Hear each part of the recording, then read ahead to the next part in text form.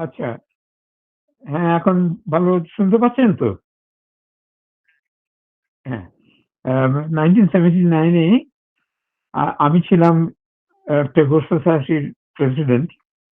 আ সে তখন আমরা ঠিক করলাম যে যদি পারা যায় যে আ উত্তম কুমার এবং আ সুপ্রিয়া দেবীকে যদি আনা যায় তাহলে একটা বিরাট আ আলোড়ন হবে এখানে। যদিও উনার ছবি দেখানো হবে, এটা কোনো শো হবে না। কিন্তু ছবি দেখানো হবে কিন্তু ওকে দেখার জন্য হয়তো অনেক লোক আসবে। এটার জন্য আমাদেরও নাম হবে এবং আম আ খুব মানে ইন্টারেস্টিং একটা ইভেন্ট হবে। তখন সেইভাবে কিন্তু ওনাকে তো আনা খুব মুশকিল, ওনাকে চেনে কে অমুক। তখন দেখা গেল যে আমার এক বন্ধু আমাদের এই সোসাইটির আ আমাদের সম্পাদক, তার বিশেষ বন্ধু হচ্ছে রামকৃষ্ণ সিনহা।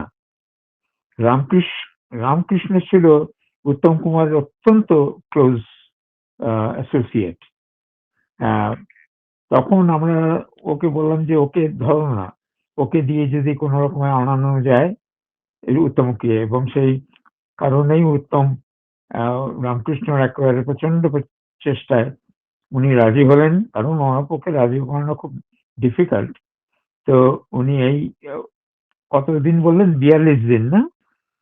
বি ৪৫ দিনের জন্যে হ্যাঁ, ৪৫ দিনের জন্য উনি আসতে রাজি হলেন। নিউ ইয়র্কে। হ্যাঁ, ওটা একটা বড় প্রতিষ্ঠান।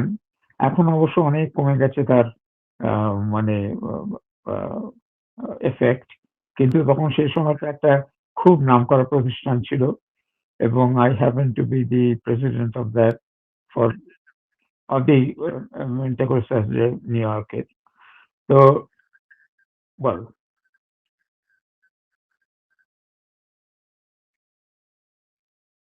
হ্যাঁ, হ্যাঁ, হ্যাঁ, হ্যাঁ, হ্যাঁ। আমরা তখন যখন এলেন, তখন আমাদের বাড়িতেই উঠেছিলেন এবং তখন ও ঠিক হলো যে উনার 'স্ত্রী' বলে একটা নাটক তখন সেই সময়টা ছিল। সেই নাটক বলছি হ্যাঁ, সেটার অ্যা আম আম উম ফিল্মিং হবে আমাদের একটা হলে, নিউ ইয়র্ক সিটির একটা হলে। তো সে একেবারে এ এ মানে একেবারে অসাধারণ একটা শো হলো। নট বিকজ যে মানে ফিল্মটা যে একটা বিরাট কিছু তা নয়। এ খুবই ভালো। কিন্তু সেটার চেয়ে লোকেরা উত্তম এবং সুপ্রিয়াকে দেখার জন্য একেবারে হল ফুল হয়ে গেল। মানে যত বাঙালি এই বহু দূর থেকে সব এসে কারণ উত্তমকে দেখতে পারবো বলে এলো এবং সেখানে খুব আমি ওকে ইন্ট্রোডিউস করে দিলাম এবং জোর করে ওনাকে বললাম যে, "আপনাকে একটা গান গাইতে হবে।" উনি ১ম এ রাজি হননি কিন্তু আমাদের অনেক অনুরোধের জন্য উনি বললেন, "গাইবো।" "এ মণিহার আমায় নাহি সাজে" গানটা গাইলেন, অসাধারণ গাইলেন। ওনার গলা খুবই ভালো ছিল।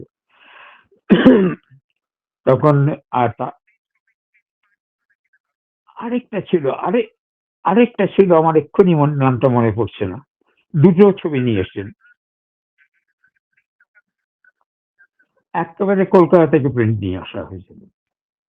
আমরা এখানে এসে সেটাকে পুরো আ প্রজেক্ট করলাম হলের মধ্যে। হুম। তারপরে তো ও ইন্টারমিশন এর সময় মানে উনাকে ও আম আম বাইরে নিয়ে এসে ভাবলাম যে উনাকে লোকেদের যদি কেউ সই অটোগ্রাফ নিতে চায় সে একা আমরা যখন একটা আম আম সামনে এলাম হলটার সামনে লাউঞ্জে সেখানে একটা স্ট্যাম্পিড এর মতো হয়ে গেল। মানে একেবারে সমস্ত লোকেরা একেবারে ওর উপর ঝাঁপিয়ে পড়ার মতো। তখন আমাদের সমস্ত ভলান্টিয়াররা ওকে কর্ডন করে রাখা হলো। করে উনি তখন তো ওদের কিন্তু উনি অ্যাবসোলিউটলি আনপারটার্বড যে আ রেগে গেলেন কিংবা আমার চলুন, চলুন ভেতরে চলে যাই। এ কি হয়েছে? He was absolutely so nice and gentleman-like. It is amazing absolutely. তুমি সকলের সাথে কথা বলে এটা হচ্ছে গিয়ে আমি আপনাকে পরে বলে দিতে পারি। আমি এটা লিখেছি একটা যে মানে ওটা একটা হল। আম হোটেলটার নামটা এখন আমার মনে আসছে না। ওই হলটার নাম নিউ ইয়র্কে, হ্যাঁ, নিউ ইয়র্ক সিটিতে একেবারে। এটা আমি পরে আপনাকে জানিয়ে দিতে পারি। আ ওটা কি? হুম, হ্যাঁ, হ্যাঁ, আমাদের বাড়িতে ছিলেন। হ্যাঁ, না, করে একেবারে নিছক ছুটি। উনি ওই ৪৭ দিন was absolutely relaxed। মানে উনি যাদের বাড়িতে ওই যেখানে গেছেন, টরন্টো গেছেন, ওয়াশিংটন গেছেন, লস এঞ্জেলস গেছেন, সব জায়গায় he was মানে so good, treated extremely well with all the people। মানে আর আমাদের বাড়িতে যখন ছিলেন আমি তো বুঝতে পারছি যে কি ধরনের উনি ছিলেন। মানে হি ওয়াজ জাস্ট আমাদের যেন আমাদের পাশের বাড়ির লোকের মতো। যে কেমন আছো? একেবারে মানে মনেই হলো না যে উনি আমাদের চেনেন না, আমি ওনাকে চিনি না। মানে এত আম তার মানে আন্তরিকতা, তার এবং সুপ্রিয়া দেবীও মানে উনিও একেবারে ভীষণ she was very, very kind। কারণ আমাদের বাড়িতে যখন ছিল না আমার স্ত্রীকে রান্না করার জন্য সাহায্য করা। এ মানে আর বসে গল্প করা, সে যেমন যখন আমরা গল্প করতাম যেন মনে হচ্ছে আমরা বহুদিনের বন্ধু। হ্যাঁ, মানে উম হ্যাঁ, আমাদের ওটা সেটা ভেরোনা বলে একটা জায়গা নিউ জার্সিতে। নিউ জার্সিতে সেটা ওই একটা হিলের উপরে। আর ওনার যে ঘরটা ছিল গেস্ট রুম, সেই জানালা দিয়ে এম্পায়ার স্টেট বিল্ডিং এর মাথাটা দেখা যেত। উনি তখন এত তার ভালো লেগেছিল, উনি আমার স্ত্রীকে বলেছিলেন যে নেক্সট টাইম যদি আসি আবার কখনো আপনাদের বাড়ি থাকবো। তা মানে he was very, very happy to be staying with us. তারপরে তো হ্যাঁ, ওখান থেকে নিউ ইয়র্কটা ওখান থেকে ১২ মাইল দূরে। মানে ওটা হচ্ছে বলতে গেলে নিউ ইয়র্কের সাবার্ব। আম কিন্তু সাবার্ব ওটা হচ্ছে কিন্তু নিউ জার্সি, অন্য একটা স্টেট। ওইটা আ হ্যাঁ, সেটা হচ্ছে নিউ জার্সি হচ্ছে গিয়ে একটা হাডসন নদী দিয়ে আমাদের নিউ ইয়র্ক সিটিতে একটা আইল্যান্ড।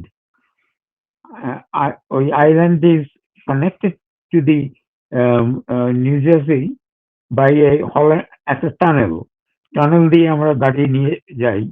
ওখান থেকে নিউ ইয়র্ক সিটি থেকে টানেল দিয়ে বেরোলেই জাস্ট ১০ মাইল কি ১২ মাইলের মধ্যে হচ্ছে আমাদের বাড়ি। কিন্তু ওটা হচ্ছে একটা পুরো সাবাব জায়গাটা। হুম।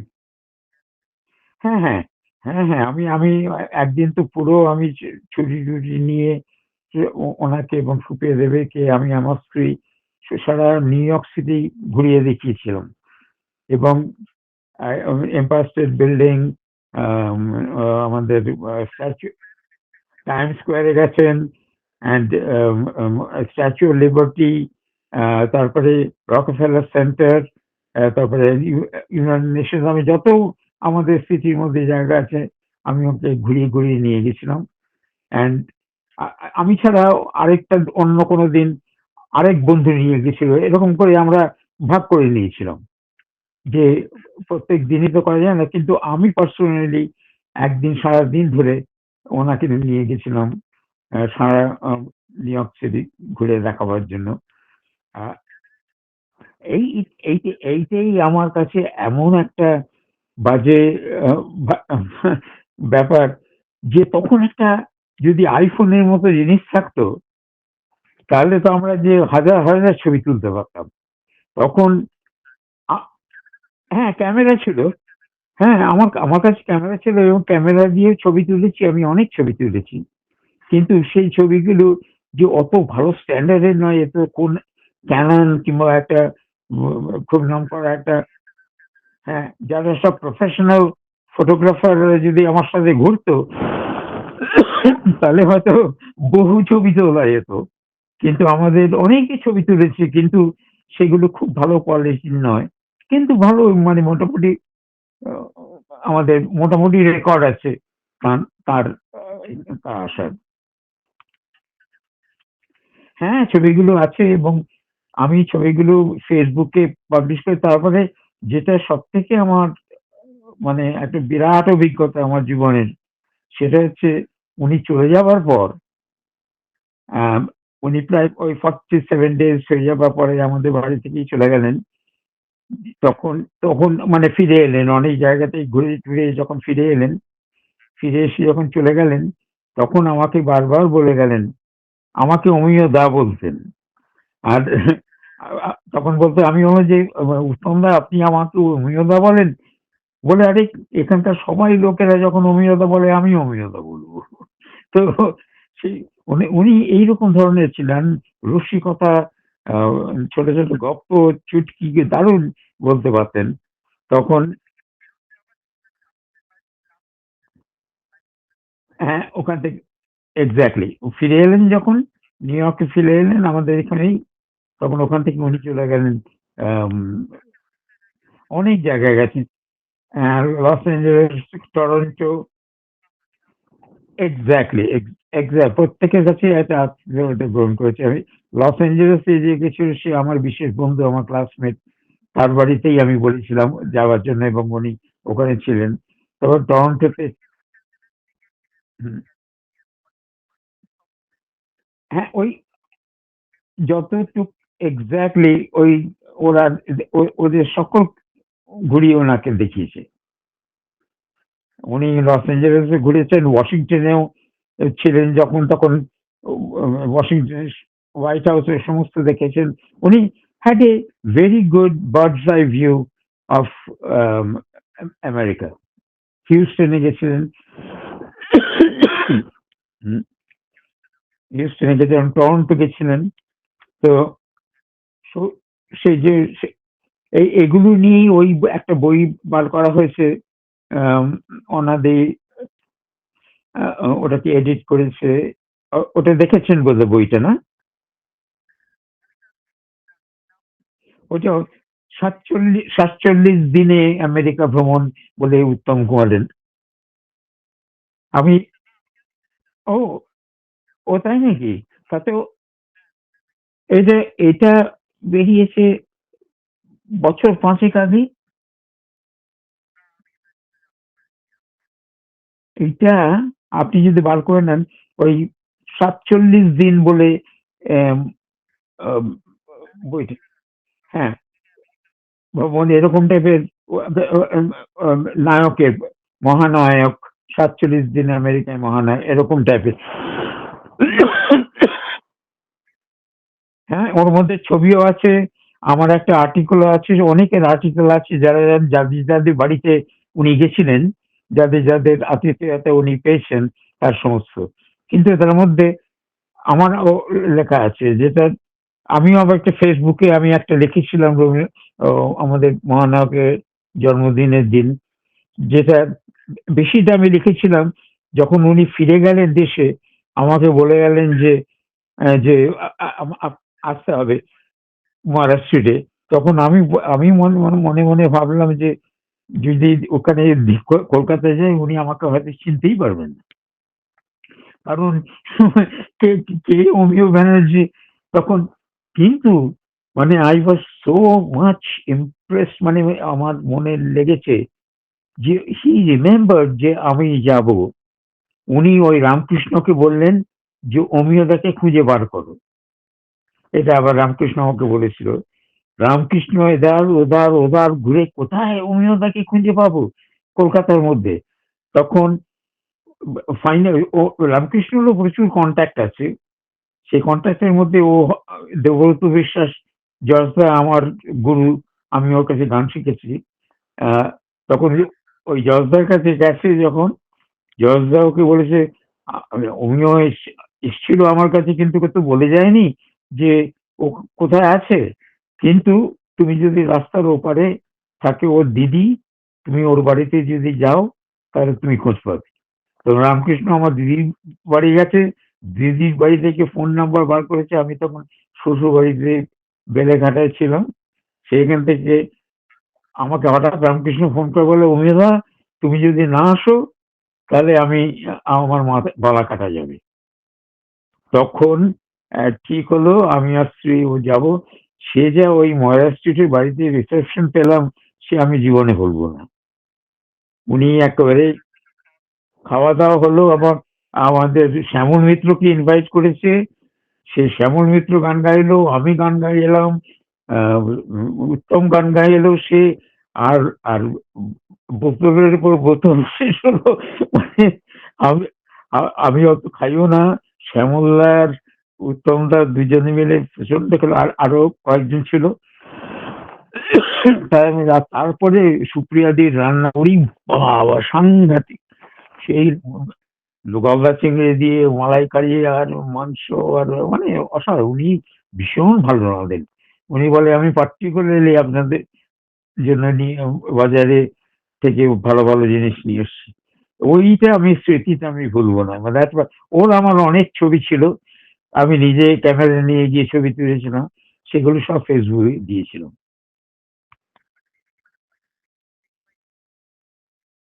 তখন আমি ক্যামেরা নিয়ে গেছিলাম, আ যে আমি ছবি তুলবো বলে।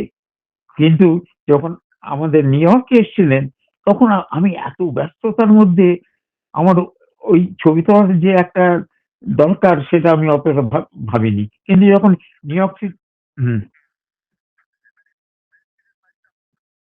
হ্যাঁ, হ্যাঁ। সব ছবি আছে আমার। সেগুলো আমি সমস্ত ফেসবুকে দিয়েছিলাম। দিয়েছি। কিন্তু এইগুলো আমার বইয়ে পাবলিশ দিইনি। আ কারণ ওটা রেস্ট্রিকশন ছিল বলে। মানে কতগুলো ছবি আছে, কিন্তু নট অল। বোধহয় ওগুলো নেই। স মানে কিছু আছে হয়তো। কিন্তু এমনিতে ছবিগুলো আমি আম আ ফেসবুকে দিয়েছিলাম।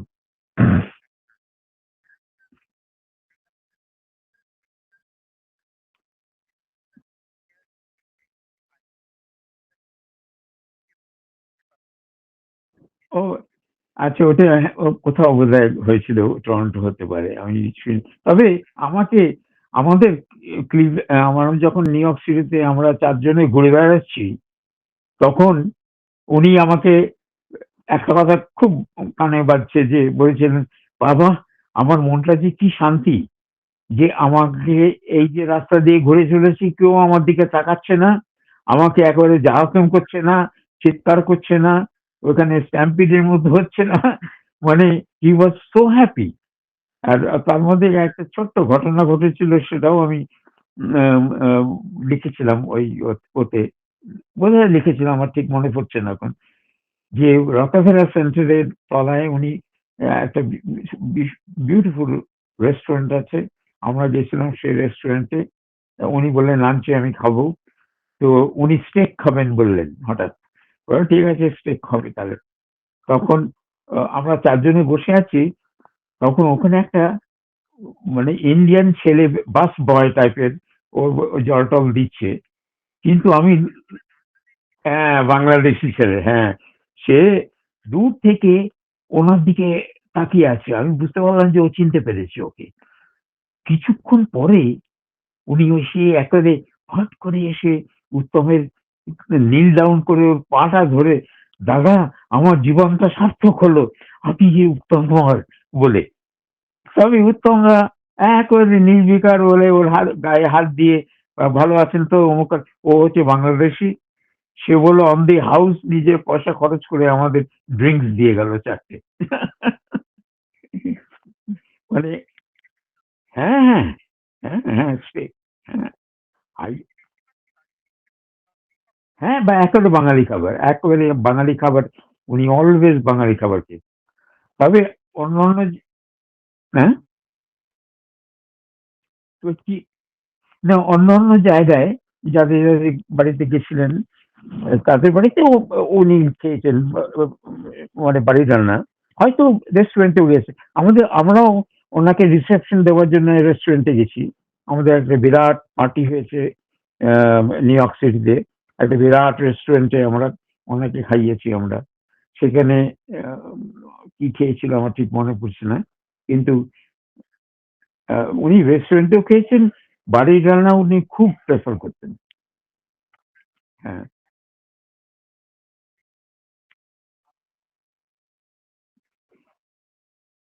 হ্যাঁ। না সেটা একটা ছোট্ট গল্প বলি। আমাদের বাড়িতে যখন আসেন তখন হঠাৎ আমি তখন বললাম যে, "উত্তম মানে কি কেমন টেলিভিশনে এখন কি হচ্ছে?" এমনি ক্যাজুয়ালি বলতে। আমি বললাম যে, "আজকে একটা কিন্তু মুভি হবে।" বলল, "কোনটা?" আমি বললাম যে, "জজ" ওই স্পিলবার্গের 'জজ', হ্যাঁ? 'জজ'টা। উনি শুনেই বললেন, "আমাকে ওই 'জজ'টা দেখতে হবে।" তো উনি দেখেননি তখনো। ওই 'জজ'টা আমাকে দেখতে হবে। আমি বললাম যে, "ঠিক আছে নিশ্চয়ই।" সন্ধ্যেবেলার দিকে ওটা।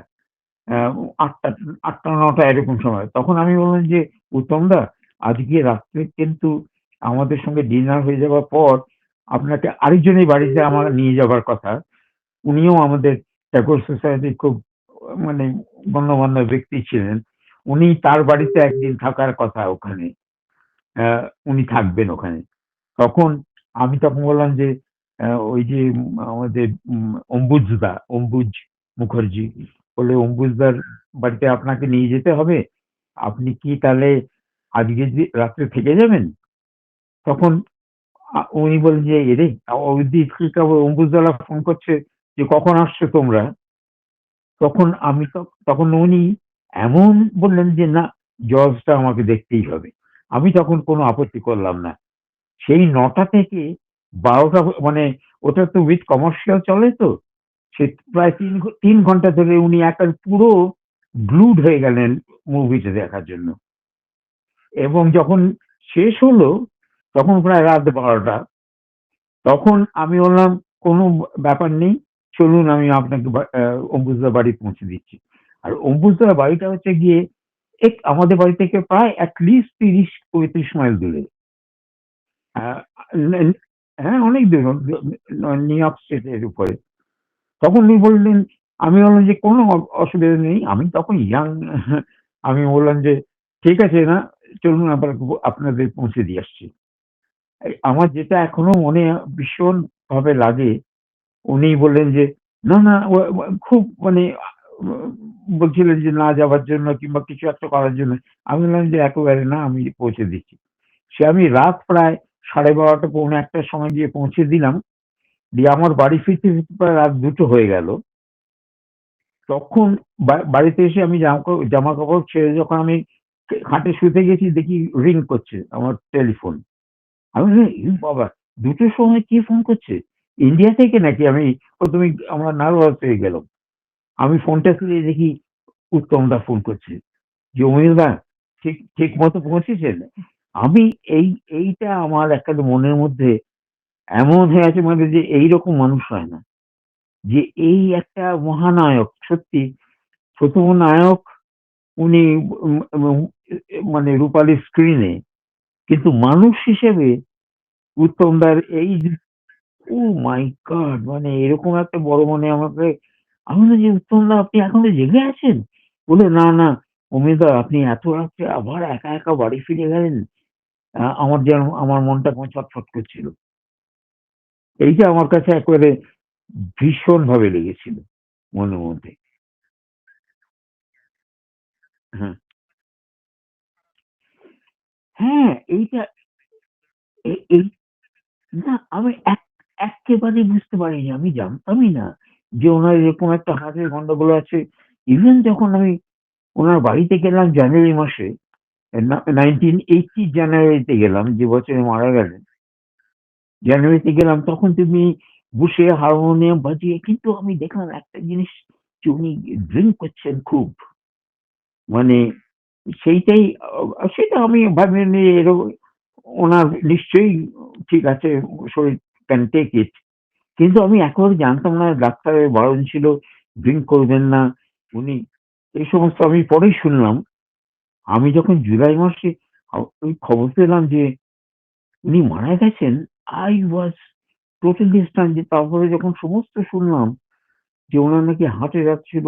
ডাক্তার বলেছিল, "আপনি যদি ড্রিংক করেন তাহলে আপনি বাঁচবেন না।" এই এই সত্ত্বেও উনি যেন আ কি জানি আমি কি আ কি হয়েছে? আমি একেবারে না, না আমি কিছুই জানতাম না যে উনার হার্টের গন্ডগোল এবং উনি এত আনন্দে ছিলেন, উনি আর সুপ্রিয়া দি একেবারে খুবই আনন্দে উনি সুপ্রিয়া দি বাজার করতে যেতেন আমার স্ত্রীর সাথে, আ শপিং করতে যেতেন। উত্তম দা প্রচন্ড গল্প করতেন আমার হ্যাঁ, হ্যাঁ। ওনার চেয়ে আম সুপ্রিয়া দি বেশি করেছিলেন। সুপ্রিয়া দি বেশি করেছেন। উনি যে একেবারে আমি যাবো মানে শপিং করতে উনার অতটা আগ্রহ ছিল না। কিন্তু সুপ্রিয়া দি খুব আগ্রহী। আমার মনে হয় যে আমাদের বাড়িতে থাকার কারণে উনি বেশ কয়েকবার আমার স্ত্রীর সাথে গেছিলেন। তখন বললেন যে আমার নাতি হয়েছে। আচ্ছা নাতি মানে হচ্ছে গিয়ে গৌতম না? হ্যাঁ, হ্যাঁ গৌতম। তখন তার জন্য জামাকাপড় কেনা, ওর জন্য কিছু কেনার জন্য আ প্রায় কয়েকবার গেছিলেন আমার স্ত্রীর সঙ্গে। না একেবারে পাজামা পাঞ্জাবি। একটা সাদা পাঞ্জাবি আর একটা পাজামা। মানে এত সুন্দর চেহারা মানে দেখেই মনে হতো মানে আ এত কাছে অ্যা একই টেবিলে বসে আমরা খাচ্ছি। আর আমাদের বেডরুমের পাশের বেডরুমে উনারা শুয়ে আছেন। মানে এটা একটা থ্রিলিং এক্সপেরিয়েন্স। ভীষণ ফর্সা। মানে ওর চামড়াটা কেমন একটা সিলভারি চামড়ার মতো ছিল একেবারে। ভীষণ ভালো মানে এত মানে সত্যিই যে উনি একটা আম আ দেখ মানে অসাধারণ দেখার দেখতেন দে সেরকম আ না দেখলে এত কাছে না দেখলে বোঝা যায় না। না, হ্যাঁ, আমি তখন আমেরিকা, হ্যাঁ। ওইটাই আমার স্যাডেস্ট থিং যে ওই ৮০ জানুয়ারিতে লাস্ট দেখা হলো। আর দেবব্রত বিশ্বাস আমার গুরু, তার বাড়িতেও আমি গেছি অনেকবার। উনার লাস্ট আমার সঙ্গে দেখা হলো আর উনি অগাস্টে মারা গেলেন সেই বছর। ৮০ সালে হ্যাঁ, অগাস্টে মারা গেলেন উনি আর জুলাইয়ে উনি মারা গেলেন। হ্যাঁ, মোহাম্মদ রফিও মারা গেলেন, রাইট। এই ৩ দিকপাল। আমি বহুবার দিয়েছি। আমি যতবার আমি কলকাতায় গেছি আমি উনার বাড়িতে বসে থাকতাম, আড্ডা মারতাম। আমার সঙ্গে একটা আলাদা রকমের আ যোগাযোগ ছিল।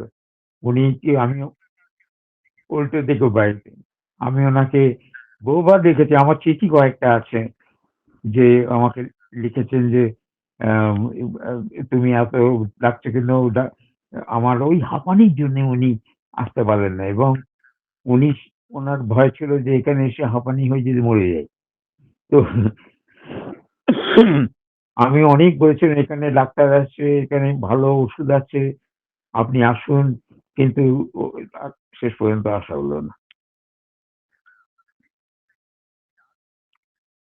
ওরে বাবা! আমরা অনেককে নিয়ে এসছি। আমি সত্যজিৎ রায়কে আমরা নিয়ে এসছি।